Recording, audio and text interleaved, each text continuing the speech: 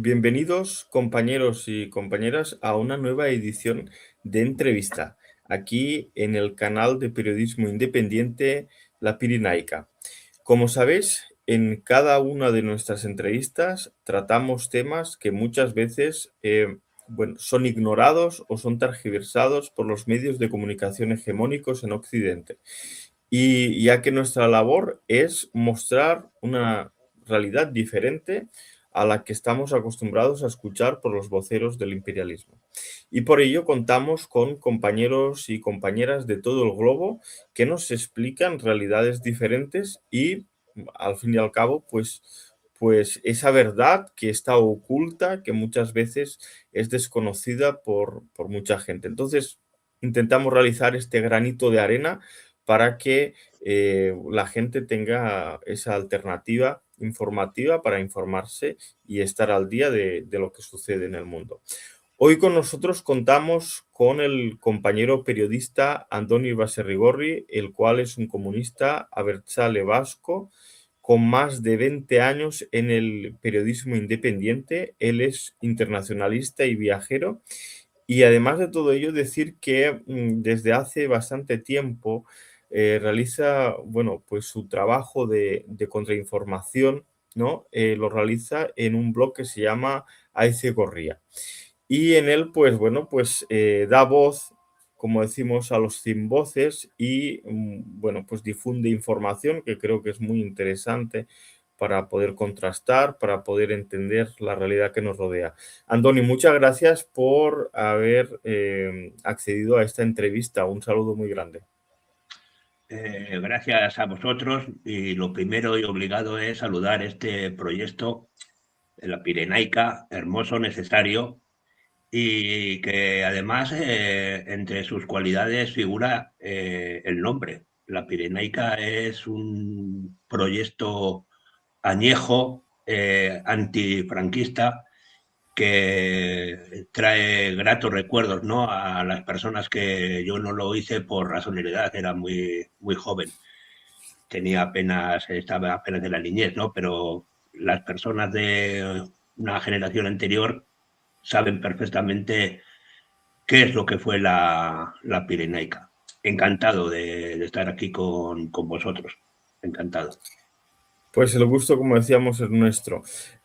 Bueno, como sabéis, en el espacio de entrevistas siempre me gusta empezar por, bueno, sobre todo una pregunta histórica, ¿no? Y bueno, te quería preguntar, Andoni, ¿qué es lo que te llevó a ti hace más de 20 años a empezar este camino en el periodismo independiente en el País Vasco, ¿no? En el Estado español, donde, bueno, pues realizar ese tipo de periodismo es bastante difícil. Entonces, ¿cuáles fueron las razones que te impulsaron, que dijiste, yo tengo que informar, yo tengo que, pues eso, poner mi granito de arena a que, bueno, pues se conozcan otras realidades? Bueno, 20 años dices, también casi 40, pero bueno, la vida pasa como el tango, en un titán, ni siquiera te llegas a enterar, pero sí, hace ya 30 y tantos años, ¿no? Pues la verdad sea dicha que empecé con esta tarea en un medio que entonces estaban muy de moda, en los 80, en Euskal Herria y en el resto del estado, ¿no?, que eran las radios libres, ¿no? Entonces empecé a trabajar en una radio libre, Sirica y Ratia, ya no existe, y la verdad es que bueno, yo hacía el telediario, por llamarlo de alguna manera, ¿no? Y también estaba en un programa internacionalista, Sibugo, y también colaboraba con la tertulia que se hacía allí, ¿no?, que era debate de Bater. Ese era el nombre desenfadado, ¿no?, que tenía, ¿no? La verdad que el tema me enganchó, me cautivó, y que y cuando el ayuntamiento de Baracaldo cerró, demolió otros lugares para seguir ejerciendo, participado en un montón de proyectos. Muchos años estuve en Bolche, un proyecto bien conocido en Euskal Herria y que todavía funciona, ¿no? He participado en un montón de páginas web, en Caos en la Red, en la EN, colaborado con un montón de medios de contrainformación y esencialmente pues porque pienso que es una tarea necesaria que hay que hacer, ¿no? El imperialismo, el capitalismo, ellos saben que la información es uno de los ejes que necesitan, ¿no? Para dominarnos, ¿no? Para extender su ideología, ¿no? Y bueno, frente a ello solo tenemos la contrainformación, ¿no? Que lamentablemente no llega ni a un 2% del alcance que tienen ellos, ¿no? Algunos proyectos hay que tienen alcance, ¿no? Como RT, estas que había antes en Venezuela y tal, pero la verdad es que la tarea es muy complicada, ¿no? Hacer frente a los monopolios informativos del capital. Y la verdad se ha dicho que también ya dada, lo voy a decir, mi edad, porque tengo ya casi 60 años, ¿no? Y claro, ya con estas edades y eso, pues claro, el físico ya no te da para tanto, ¿no? Y lo que las habilidades que pueda yo tener, pues yo pienso que ya la gran aportación que puedo hacer es precisamente esta, ¿no? Colaborar en medios de contrainformación, ¿no? Aizegorriak es un proyecto que nació hace 3 años y medio, ¿no? Desde luego no es apolítico, es comunista. Eh, y lo que pretendemos en Aizegorriak es que llegue al mayor número de personas posible, ¿no? Una visión del mundo comunista, marxista, leninista, y que desmantele en lo posible, ¿no? Las tremendas mentiras a las que nos somete día sí, día no, el imperialismo por medio de sus medios de información, ¿no? El cuarto poder, que le llamó alguno. Pues nosotros vamos a intentar crear un quinto poder, ¿no? Que sea la voz de los que nunca han tenido voz y a los que nunca se les ha dejado hablar. Y que cuando han hablado, pues desgraciadamente han sido reprimidos. Pues la verdad es que es una labor muy necesaria porque, como tú decías, al final estamos enfrente de todo un conglomerado de empresas, porque ya no podemos decir que sean medios de información, ¿no? Medios periodísticos, sino son medios de manipulación de masas y al final son empresas que se dedican a esa manipulación y que tienen muchos millones para poder realizar ese trabajo y enfrente a eso pues tenemos, bueno, pues medios, tú lo sabes mejor que yo, muy escasos y con la tarea de enfrentar, ¿no? A esos gigantes informativos. Bueno, para cambiar un poco de tema, quería recordar que estuviste el año 2024 por el 80 aniversario de la liberación de Belarus. Estuviste en la República, ¿no? Bueno, se cumplían, pues eso, los 80 años, porque, bueno, desde el 1944 hasta el 2024, pues va eso, ¿no? Me gustaría preguntarte sobre tu visita al país, me gustaría preguntarte sobre tus opiniones de la República de Belarus y cómo eran las expectativas que tenías, incluso antes del viaje. La verdad se ha dicho que Belarus me cautivó. Yo sabía que iba a un país hermoso, a un país que tiene unos valores antiimperialistas, pero todas esas expectativas a las que estoy aludiendo se desbordaron, ¿no? Desde un punto de vista estrictamente como país, debo decir que es muy complicado poder ir a un lugar en el que la limpieza de las calles, la educación de las personas, el buen trato de los profesionales de la hostelería, bueno, de las personas que trabajan en Renfe, iba a decir, en los medios de transporte, sea no voy a decir más alta, siquiera comparable a la que aprecié en Bielorrusia, ¿no? En Belarus. No te voy a decir que volví llorando, pero prácticamente no, y con la sensación de que había hecho uno de los viajes de mi vida. Y soy una persona que se ha movido bastante, ¿no? He conocido un montón de países, ¿no? Pero Belarus es de los que más me ha gustado, de los que más me ha cautivado, con muchísima diferencia, ¿no? Yo con todo el mundo con el que comento, a todo el mundo le digo, ojo, pues merece la pena muy mucho ir. Pese a que ahora es más complicado porque el imperialismo se preocupa de poner problemas y dificultades, ¿no? Antes había un simple vuelo desde Madrid o Barcelona a Minsk y en 3 horas estabas allí, ¿no? Pero ahora pues tienes que dar una vuelta del carajo, tienes que ir por Lituania, coger un autobús, es un viaje exigente y complicado. O ir por Estambul, ¿no? Que es como fui yo, pero cogiendo varios vuelos y bueno, acabas, acabas francamente baldado, pero merece la pena, ¿no? Eso desde un punto de vista, lo que es el país.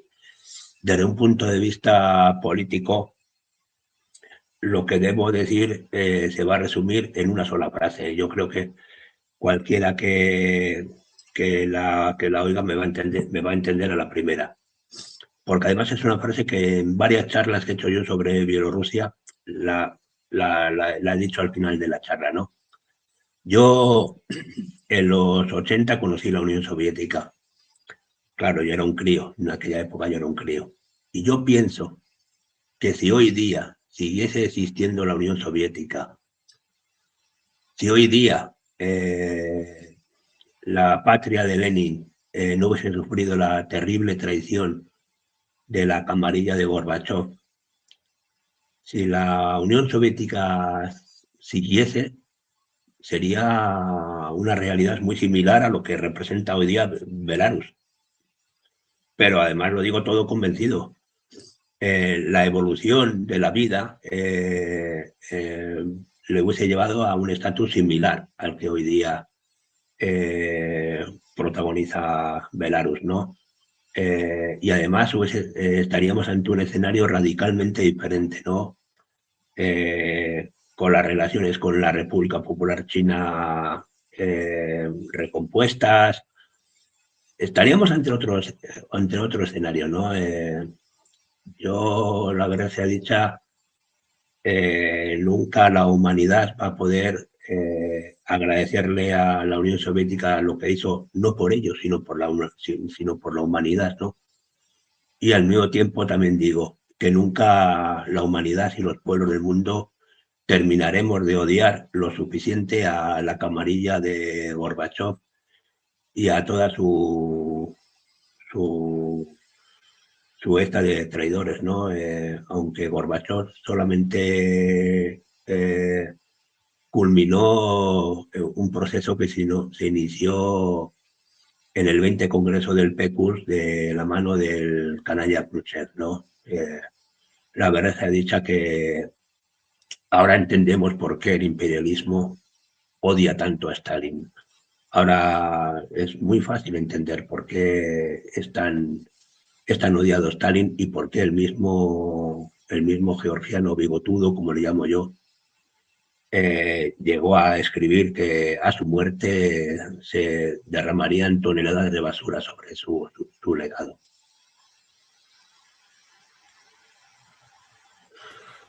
Pues sí, la verdad es que, bueno, fue una Se tragedia. me olvidó, se me olvidó decir, Sí, perdóname, Albert, se me olvidó decir que una de las cosas que más me impresionó de Belarus fue visitar la fábrica Velas en Sodino.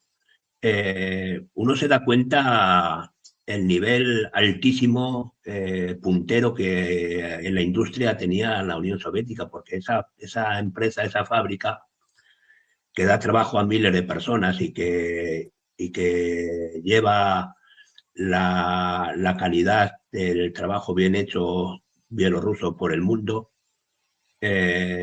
representa eso, lo que era la Unión Soviética, ¿no? Y hace buena la famosa frase que era de la República Democrática Alemana, ¿no? Otro de los ejemplos que perdimos, desgraciadamente, ¿no? Y que decía que la calidad es cosa de todos. Y discúlpame por la interrupción, Albert. No pasa nada, es normal. Decía simplemente que fue una gran tragedia la desintegración de la URSS y precisamente yo estoy muy de acuerdo contigo en que si hoy existiese la Unión Soviética se parecería mucho a la realidad de Belarus, aunque Belarus estamos hablando de un país muy pequeño, de 10 millones de habitantes, con recursos muy limitados, pero que en esencia, ¿no?, mantiene todas esas políticas sociales, económicas y demás que realizaba la Unión Soviética, ¿no? Y entonces, en la medida de sus posibilidades, pues hace ese aporte. Por eso es muy interesante conocer los testigos como el tuyo, que estuviste en el país y que puedes explicar, expresarte cómo viste la realidad. Ya un poco cambiando de tema, algo no tan positivo, ¿no?, como lo que estamos abordando ahora, pero que es necesario hablarlo porque, bueno, cada vez está creciendo más, hay un auge más importante. Me refiero al auge del fascismo, como en Europa, en los países de la Unión Europea, está ganando cada vez más fuerza esas organizaciones. Eh, yo no lo acabo de entender. mm, a- ¿Cómo es posible que esto suceda ahora? ¿Es que los pueblos han perdido la memoria histórica?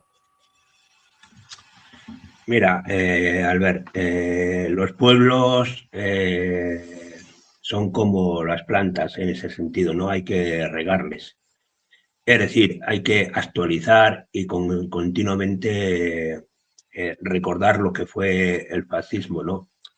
Lo que fue esa tragedia para la humanidad, que fue las, las ideas del nazifascismo, ¿no? En ese sentido, y lo quiero enlazar con la anterior pregunta, ¿no? De los lugares que he conocido, ¿no? Uno de los sitios donde más se riega al pueblo, donde más se le recuerda al pueblo, donde más se le dice al pueblo, dice, cuidado, que el fascismo era esto, es precisamente Bielorrusia, ¿no? Y el cariño que se tiene a los veteranos, todo eso es también antifascismo, ¿no? El que los memoriales, el que los monumentos sigan en pie y hermosos, cuidados, eso es también antifascismo, ¿no? Y eso de alguna manera evita que las ideas del fascismo puedan renacer, ¿no? En ese sentido, saludar el buen trabajo que hacen en Bielorrusia, ¿no? Y todo eso unido, y lo digo sin ningún tipo de remordimiento ni nada, ¿no? Todo eso unido a mano dura con las personas que tratan de hacer renacer el fascismo, ¿no? Yo creo que ser fascista en Bielorrusia debe ser difícil, lo cual me alegra, ¿no? Eh, el fascismo no es más que la burguesía asustada, no es más que una reacción a la pérdida de privilegios, ¿no? La burguesía es democrática en la medida que las cosas salen a su gusto, ¿no? Salen según ellos lo van previniendo, ¿no? En la medida que pierden sus privilegios, en la medida que ven las cosas complicadas, echan manos de partidos y grupos fascistas, ¿no? Por eso en el Estado español aparece Vox, por eso en el Estado francés aparece el Frente Nacional, por eso en Italia aparece el partido de la señora Meloni, por eso aparece personajes como Milei en Argentina, por eso en tantos y tantos lugares están apareciendo personas que son abiertamente fascistas. Ya en los años 70, 80 nadie se reclamaba fascista, ¿no? Ser fascista era una vergüenza. Lo recuerdo yo que tengo ya mis añitos, que por ejemplo en el Estado español había cuatro fascistas contados, todos en determinadas ciudades, que eran unos auténticos bufones, hacían 4 concentraciones uniformados y tal, pero la idea es que el fascismo había muerto y eso no es así. El fascismo va a ser siempre una bala que va a tener la burguesía para defender sus intereses, ¿no? Y bueno, pues ahora mismo es lo que está haciendo la burguesía, ¿no? Ha resucitado y ha regado de dinero a esos bufones a los que he aludido y los ha lanzado a la arena política, bien, bien con la ayuda también de los medios de comunicación, porque voy a poner el ejemplo del Estado español. Vox se le ha dado voz en todas las televisiones públicas y privadas. La Euskal Telebista tratan a Vox como si fuese un partido normal, cuando no lo es, cuando todos sabemos que es un partido fascista. Comunicadores como Ana Rosa Quintana, todo este tipo de personas, pues sacan en sus programas a los fascistas con total naturalidad, ¿no? Y bueno, no sabemos hasta dónde van a poder llegar. En muchos lugares han tenido acceso a la gobernanza. He citado, por ejemplo, Argentina e Italia, ¿no?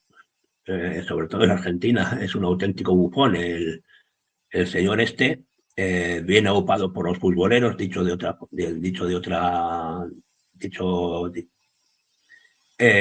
las peñas del River Plate, del Boca Juniors, fueron las que casi le hicieron la campaña. Y claro que sí, es un fenómeno preocupante, ¿no? Porque los derechos que tanto trabajo y tanta sangre nos ha costado conseguir, pues están diciendo ya sin tapujos que los quieren quitar, ¿no? Ayer mismo Feijóo, que no es de Vox, es del Partido Popular, estaba hablando de que cuando una persona en el Estado español coja la baja, se le va a reducir la prestación y el sueldo. Es decir, para ser fascista no hace falta estar en un partido fascista, ¿no? Uno puede estar en un partido oficialmente democrático y propugnar medidas fascistas, ¿no? En mi país, en Euskal Herria, 2 personas han sido hace 15 días, detenidas, llevadas a la Audiencia Nacional, y su delito ha sido ejercer el internacionalismo.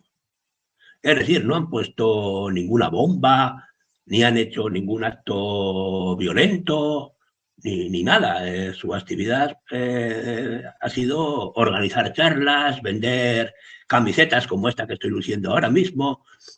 Bueno, pues por ese hecho, primero los medios de comunicación les han señalado, les han llamado que eran miembros de Hezbollah, no sé qué tal, y bueno, pues se les presentó la policía y ahora están firmando cada 15 días, ¿no? Y eso es también fascismo, ¿no? Es que el fascismo, si me permites, no solamente es saludar a la romana y hacer un poco el bufón en la plaza.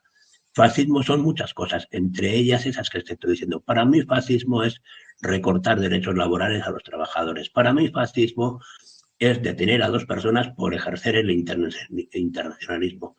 Tantas cosas son y podríamos hacer una lista larga. Un paisano tuyo, catalán, está condenado a 5 años de cárcel por rapear.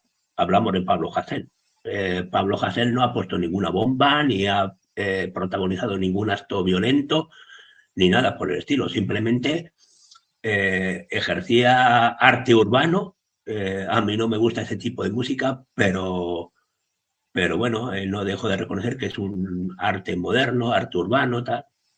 Bueno, unas letras combativas, unas letras en las que llamaba a la gente a organizarse. Bueno, pues 5 años de cárcel. Todo eso es fascismo. Y estamos perdiendo la memoria en la medida que desde el poder no nos recuerdan todos los días lo que es el fascismo. Por supuesto que la vamos a perder. Y el ejemplo para mí es Bielorrusia. para mí el ejemplo de un Estado antifascista ahora mismo es Belarus. Pues precisamente lo que comentabas, bueno, aclarar para que la gente que nos está escuchando, nos está viendo desde casa, que lo pueda saber, que es que sí, precisamente en Belarus, en la República de Belarus, el fascismo, el extremismo, las expresiones nacionalistas están, bueno, están prohibidas, están penadas por ley y si, por ejemplo, alguien hace difusión o enaltecimiento de ideas fascistas, pues bueno, tiene penas desde multas hasta cárcel y bueno, aquí eso está muy perseguido porque fue uno de los países peor parados en la Gran Guerra Patria. O sea, estamos hablando de que en la Segunda Guerra Mundial aquí 1 de cada 3 bielorrusos fue asesinado tanto por los fascistas alemanes como por los colaboracionistas nacionalistas bielorrusos que estaban aliados con los nazis, ¿no? Y bueno, esa memoria histórica está muy viva y como tú dices, es necesario regar la historia, es necesario no olvidarla y que bueno, que las nuevas generaciones lo valoren, lo sepan y puedan construir un futuro libre de ese fascismo. Bueno, ya para terminar un poco la entrevista, te quería hacer una última pregunta, que es la siguiente, que es que ¿cómo tú ves la situación internacional en los últimos años, Andoni? Pues francamente preocupante.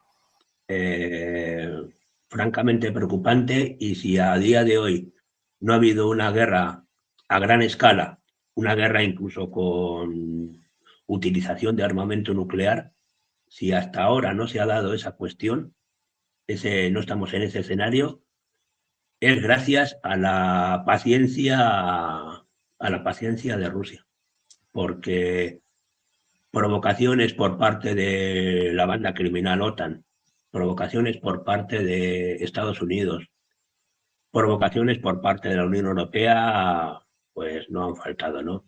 Habría que saber cómo reaccionaría Estados Unidos si eh, una potencia extranjera hiciese las cosas que están haciendo ellos por el mundo, ¿no?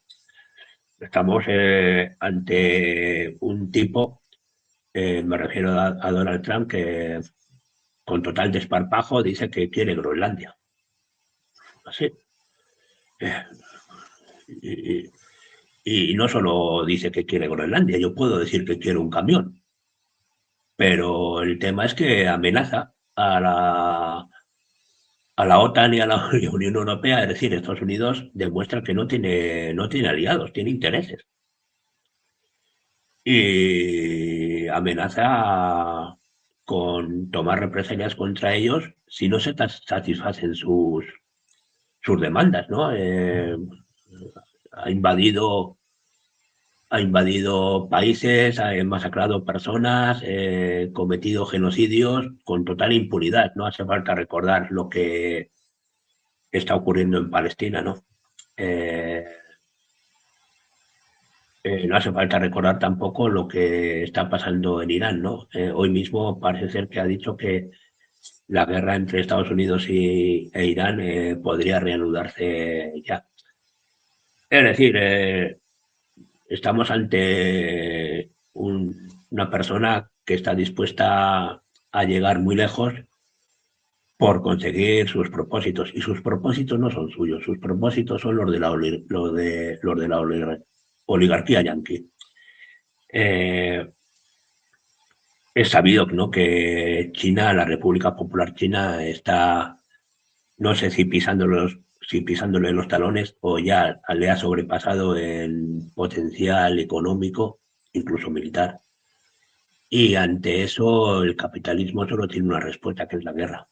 Claro, ir a una guerra con el tipo de armamento de que disponen los países hoy día, en los que nos encontraríamos ante el exterminio de la raza humana, pues es muy arriesgado. Estados Unidos y sus socios, bueno, socios entre comillas, porque ya vemos cómo les tratan, de la banda criminal OTAN, pues están llevando una estrategia de de crear guerritas, de crear guerras más pequeñas que no una guerra mundial abierta, y así poco a poco ir consiguiendo sus propósitos, ¿no? Se inició el tema este al que estoy aludiendo en 2014 en Ucrania, con la agresión ucronazi hacia las provincias prorrusas bueno, prorrusas no, rusas, del este ucraniano. Tuvo que intervenir Rusia porque si no nos enfrentábamos a un auténtico genocidio, ¿no? Todo eso con armamento de los países occidentales, con armamento norteamericano, y ya en aquel momento el mundo estaba en una situación límite. Estaba en una situación en que cualquier día, pues, Rusia podía dar un golpe fuerte y irnos hacia una guerra nuclear incluso. Y ya digo, si esa situación no se ha dado es por la tremenda paciencia rusa, ¿no? En tremenda paciencia y su estrategia de contención, ¿no? Eh, ¿Hasta dónde va a llegar el imperialismo en esta estrategia loca militar? Pues no lo sabemos, porque el capitalismo está desesperado. Ellos saben que China les va a sobrepasar y lo quieren evitar. Ellos quieren balcanizar Rusia de la misma forma que lo hicieron con la Unión Soviética. Ellos decían balcanizar Rusia, y si no lo han conseguido ha sido por la resistencia heroica rusa, ¿no? En ese sentido hay que decir que aunque el actual gobierno ruso no es comunista, como a mí por lo menos me gustaría, pero sí que es antiimperialista, sí que resiste las provocaciones, y, y es que sabe que le va la vida en ello, sabe que el proyecto de los occidentales es lisa y llanamente destruir y dividir Rusia de la misma forma que lo hicieron con la Unión Soviética, ¿no? Crear ahí un montón de repúblicas dóciles, débiles, para llegar a China. Así es. Incluso ya se han atrevido a publicar mapas que circulan por internet de cómo quisieran ellos que fuese China, ¿no? Tíbet independiente, la provincia de no sé cuál, la provincia de no sé cuál. Ellos quieren balcanizar el mundo, ¿no? Para dominarlo mejor, ¿no? Y ese es el escenario al que nos enfrentamos, ¿no? Un escenario bien complicado, bien difícil, en el que lo único que podemos y debemos esperar es el triunfo en esta guerra de China, de la República Popular China y de Rusia y de sus Sí, al aliados. final la táctica del imperio es una táctica antigua, es el divide y vencerás. De hecho, Obviamente. si nos vamos a la Segunda Guerra Mundial, Hitler ya lo hacía con los Sí, países de Europa. Con Yugoslavia sí, lo hizo, apoyando más a los Yugoslavia. croatas, realizando, bueno, pues apoyando ese nacionalismo en los países que formaban parte de la Unión Soviética, que fue ocupando también lo intentó. Los bálticos, por ejemplo, en el caso también de Ucrania, de Belarus, con los nacionalistas, en el caso, por ejemplo, de Checoslovaquia, ¿no? Después, posteriormente, la Unión Europea hizo ese sueño realidad destruyendo Checoslovaquia en dos países. En fin, eh, esperamos que la humanidad sepa sobrevivir y que triunfe la razón, que triunfe la cordura frente a estos locos que nos están llevando a un callejón sin salida. Desde Andoni, luego, desde luego, perdóname, si triunfa finalmente la República Popular China y Rusia, que creo que lo harán, soy muy optimista al respecto. Los tiempos posteriores al triunfo ruso-chino van a ser muy complicados también, porque asistiremos al desmembramiento de Estados Unidos y asistiremos a la ruptura de la Unión Europea y al final del imperialismo. Estoy absolutamente convencido. Otra cosa será que luego en ese escenario habrá que seguir luchando por el socialismo, porque no lo olvidemos, somos comunistas. no solamente somos antiimperialistas, somos comunistas. Yo personalmente no solo quiero un mundo en el que el imperialismo no decida por mi vida. Quiero un mundo en el que sean las ideas emancipadoras del marxismo-leninismo el que guíe al planeta. Esa es mi esperanza y esa es la intención por la cual trabajo, ¿no? Porque Aizegorria, termino ya, Aizegorria pretende ser una gota dentro de una playa enorme, ¿no? Pero bueno, muchísimas gotas hacen. Y ojalá hubiese, como decía el Che, 1000, 2000 Vietnam. Yo digo, ojalá hubiese 100.000, 200.000, 300.000 Aizegorriak. Pues sí, pues ha sido un placer tenerte aquí en este especial de entrevista, Andoni. Esperamos que hayas estado cómodo con nosotros y esperamos volverte a tener en futuras ediciones de entrevista aquí en el canal de la Pirenaica. Un fuerte saludo.